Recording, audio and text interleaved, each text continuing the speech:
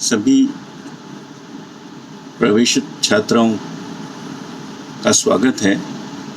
महाविद्यालय में आज से नवीन सत्र प्रारंभ किया जा रहा है और इसके अंतर्गत हम समाजशास्त्र विषय के अध्ययन का कार्य प्रारंभ करने जा रहे हैं।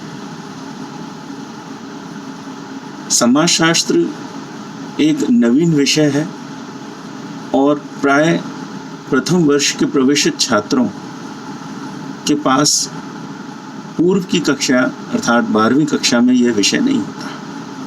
नवीन विषय के होने के कारण यह आवश्यक है कि विद्यार्थियों को इस विषय के संबंध में एक संक्षिप्त जानकारी प्रारंभ में ही दी जाए।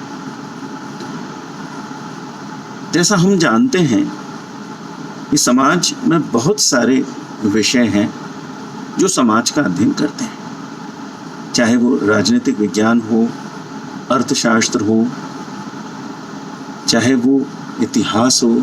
ये सभी विषय समाज और समाज में रहने वाले व्यक्तियों का अध्ययन करते हैं। ऐसी अवस्था में ऐसी कौन सी आवश्यकता पड़ी कि हमें समाजशास्त्र को एक नए विषय के रूप में प्रतिस्थापित किए जाने की आवश्यकता पड़ी। मानवीय अभिवृत्ति है कि मानव अपने स्वयं के संबंध में इतना अधिक जागरूक नहीं रहता जितना वह दूसरे के संबंध में जागरूक रहता है। और इसी कारणवश हम हमारे सामाजिक संबंधों के प्रति कभी भी जागरूक नहीं रहे। हमने अपनी राजनीतिक गतिविधियों के प्रति जागरूकता रखी, उसका अध्ययन किया।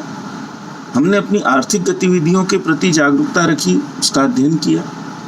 हमने अपने इतिहास के बारे में जानकारी अध्ययन करने के लिए इतिहास का अध्ययन कर लिया, लेकिन अपने स्वयं का अध्ययन करने की हमारे में कभी जागरूकता नहीं रही। और इसके कारण ही हमारा विषय जो है एक नवीन विषय के रूप में स्थापित किया जाना जाता है।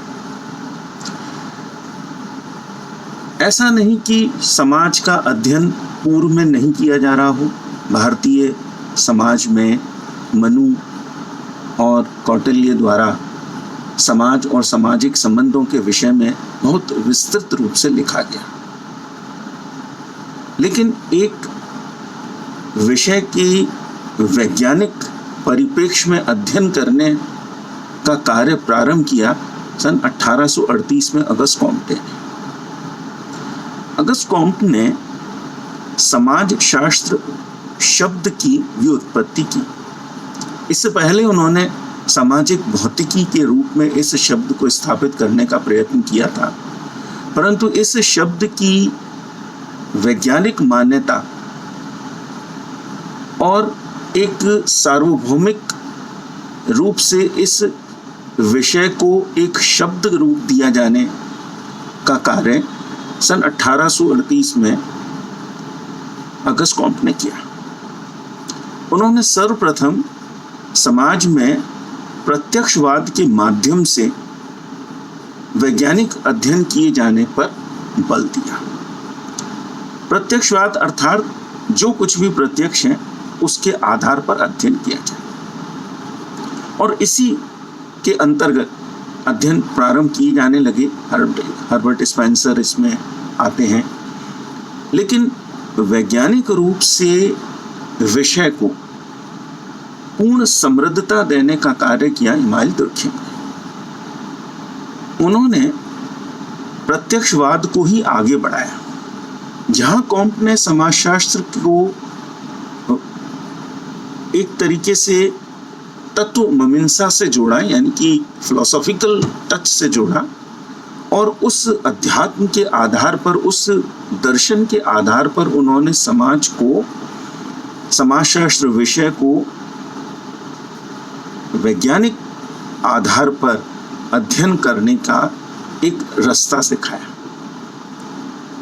लेकिन इमाइल दुर्खिम के आ जाने के बाद उन्होंने इस विषय के वैज्ञानिक परिप्रेक्ष्य को सामाजिक तथ्यों के माध्यम से प्रस्तुत किया।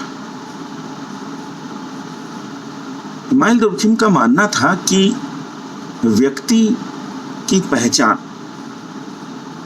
समूह है। समाज जो है वह व्यक्ति से नहीं है, समाज से व्यक्ति है। समाज है तो व्यक्ति है।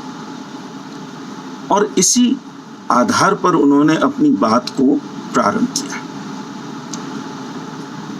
समाजशास्त्र के अध्ययन के लिए कई मार्ग सुझाए गए। मूलतः समाज को मैकाइवर पेज ने एक सामाजिक संबंधों के जाल के रूप में परिभाषित किया। उनका मानना था कि समाज में जितने भी सामाजिक संबंध हैं वो आपस में एक जाल के रूप में बुने होते हैं और वे जाल के रूप में बने सामाजिक संबंध एक समाज की स्थापना को करते हैं, एक समाज का निर्माण करते हैं।